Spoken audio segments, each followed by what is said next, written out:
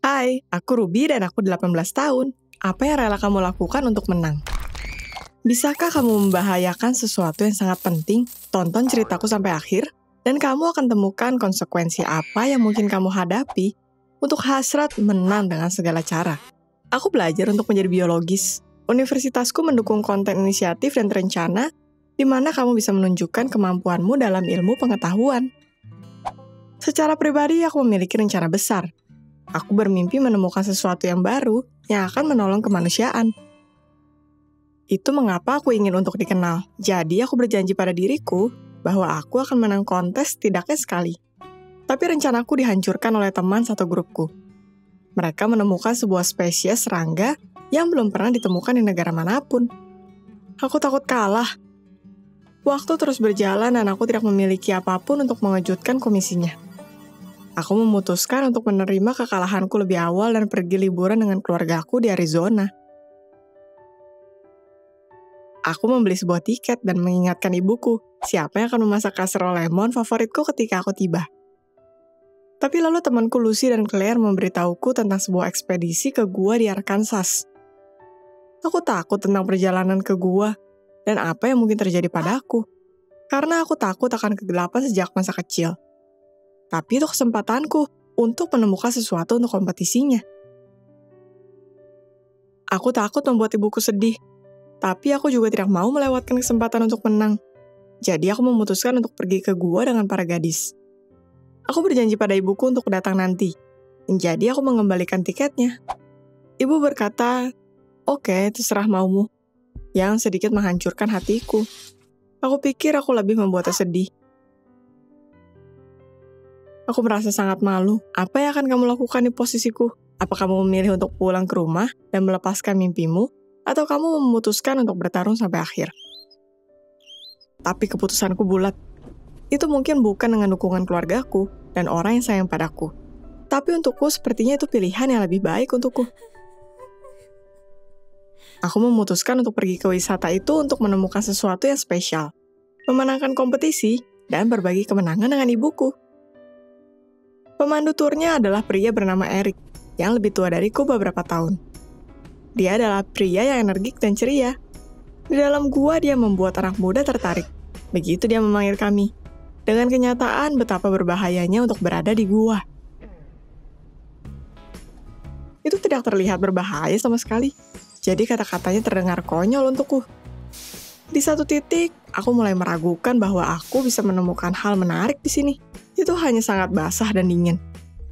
Awalnya aku merasa sangat terganggu, dan Claire hanya tertawa akan betapa marahnya aku. Grup wisatanya menyelam lebih dalam dan lebih dalam ke dalam gua. Dan lalu perkataan Eric tidak lagi terdengar konyol. Lantainya menjadi licin, dan itu bahkan mulai lebih dingin.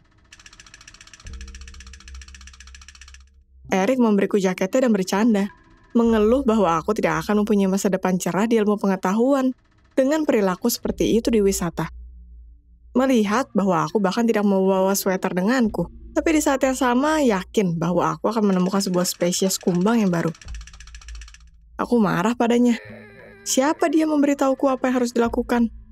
Tapi aku tahu bahwa sebenarnya dia benar dan moodku menjadi semakin lebih buruk.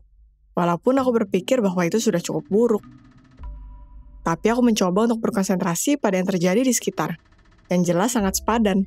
Aku melihat sesuatu yang aneh di kanan, yang bersinar biru terang.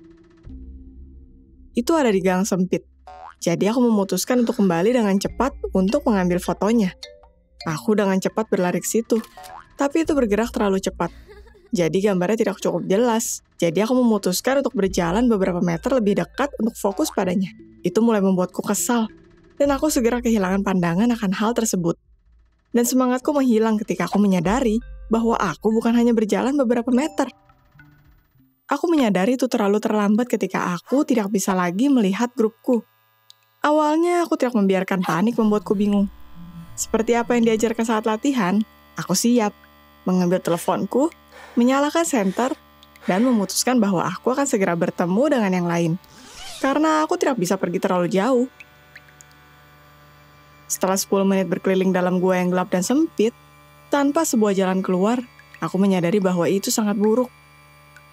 Aku diselimuti ketakutan karena itu semakin gelap. Aku mulai panik, lebih dan lebih panik. Aku bertahan dan tidak mengalah, tapi kenyataannya itu semakin gelap, yang menghalangiku berkonsentrasi. Dan guanya mulai terlihat seperti sebuah ruangan besar dari sebuah film horor dari manapun, di mana sesuatu buruk yang menakutkan bisa muncul. Aku harus berpikir cepat dan memutuskan apa yang harus dilakukan berikutnya, karena yang lain semakin berjalan jauh dariku. Apa yang akan kamu lakukan jika kamu sendiri dengan ketakutanmu? Bagaimana kamu akan menghadapinya? Aku berusaha menghubungi Lucy dan Claire, tapi di sana tidak ada sinyal. Aku berusaha untuk menenangkan diri sedikit dan berpikir bahwa cepat atau lambat, aku akan mencapai suatu tempat. Walaupun itu sebenarnya tidak semakin buruk. Kebalikannya, aku sepertinya mengumpulkan keberanianku. Selama aku tidak berhadapan dengan sesuatu yang lebih buruk atau lebih berbahaya. Dan seketika aku memikirkannya, kelelawar! Aku berpapasan dengan mereka. Itu adalah bagian sesuatu yang lebih buruk dari petualangan tidak menyenangkanku. Aku mengerti bahwa sebagai biologis, aku akan harus bekerja dengan makhluk yang lebih menakutkan. Dan aku harus melihat yang lebih buruk daripada itu. Tapi kelelawar benar-benar menakutiku. Mereka adalah sumber infeksi. Dan aku sangat takut dengan mereka. Dan itu bukan tentang penampilan mereka. Kenyataannya adalah mereka pembawa infeksi. Dan sebuah jamur menjijikan bernama Pseudogymnoascus destructans, sindrom white noise singkatnya. Aku takut akan apapun yang bisa berhubungan dengan infeksi. Jadi aku memutuskan untuk lari dari sana. Tapi dengan hati-hati, jadi aku tidak membangunkan kelelawarnya. Aku memeriksa teleponku lagi, masih tidak ada sinyal. Dan lalu teleponku mulai mati. Oh tidak! Keluarkan aku dari sini! Aku mulai berteriak histeris dan menangis. Tapi apa poinnya jika tidak ada yang bisa mendengarku? Aku tidak tahu harus berbuat apa. Jadi aku menyerah. Aku duduk dan mulai menunggu untuk ditemukan. Mungkin bahkan tidak hidup-hidup. Semua horor itu dan makhluk hidup menjijikan di sekitarku membuatku lelah. Dan teriakan segera tergantikan oleh tangisan lelah. Aku mulai menyalahkan diriku karena begitu bodoh. Bagaimana aku bisa menukar sebuah casserole dengan komunitas kelelawar? Pikiran ini membuat semuanya lebih sulit. Dan aku berpikir mungkin itu baik bahwa belum ada yang menemukanku. Mungkin itu harus berakhir seperti ini. Seperti di sebuah film action, di mana penyelamat yang mencariku selama bagian pertama filmnya akan datang. Di kasusku, sebuah pemantik berlaku sebagai penyelamatku, yang dengan keajaiban ternyata ada di jaketku, di jaket yang Eric berikan padaku. Itu adalah tanda penyelamatan untukku. Aku tidak punya ide bagaimana itu akan menolongku, tapi sepertinya itu adalah kesempatan untuk sesuatu. Dan lalu menurut perhitunganku, setelah 1.000.000 tahun menghabiskan waktu di gua, aku menyalakan cahaya untuk setidaknya melihat sesuatu di sekitar. Aku bisa mengamati ruang kecil di antara bebatuan. Aku mulai berjalan di arah itu, untuk menggali sesuatu dan berusaha untuk menembusnya dengan cahaya. Aku merasa mulai hidup, menggali. Aku membayangkan bagaimana hidupku akan berubah ketika aku keluar dari sana. Pikiran ini memberiku harapan akan penyelamatan. Dan kekuatan untuk menggali lebih kuat dan cepat seperti tikus buta. Aku terbawa dengan pemikiran itu dan penyelamatanku. Dan aku hampir tidak menyadari bahwa sesuatu mulai menggigitku dan merangkak di atasku. Lalu aku menyadari bahwa aku menggali sebuah bukit semut yang menghalangi gang ke gua. Aku mulai berteriak. Sekarang aku mengerti bahwa itu tidak mungkin, bahwa aku takut akan semut. Lebih seperti itu karena semua yang ada di gua ini mencegahku untuk keluar dari situ. Teriakannya membangunkan kelelawar juga. Aku duduk di lantai, menaruh tanganku di telingaku, meringis dan menunggu itu untuk berakhir. Setelah sekitar 3 menit, semuanya terdiam, dan aku mendengar gemerisik. Itu seperti seseorang menggali sebuah bukit semut. Di kejauhan, sebuah bayangan besar bergerak ke arahku. Apa ini sejenis beruang berkaki 2? Aku bahkan tidak peduli jika itu sebuah kelelawar raksasa, tapi itu jelas bukan orang. Tapi itu adalah Claire, yang menyinarkan senter ke muka putus asaku dan berteriak pada yang lain bahwa dia telah menemukanku. Aku tidak bisa mempercayainya untuk waktu lama, bahwa itu bukan sebuah mimpi.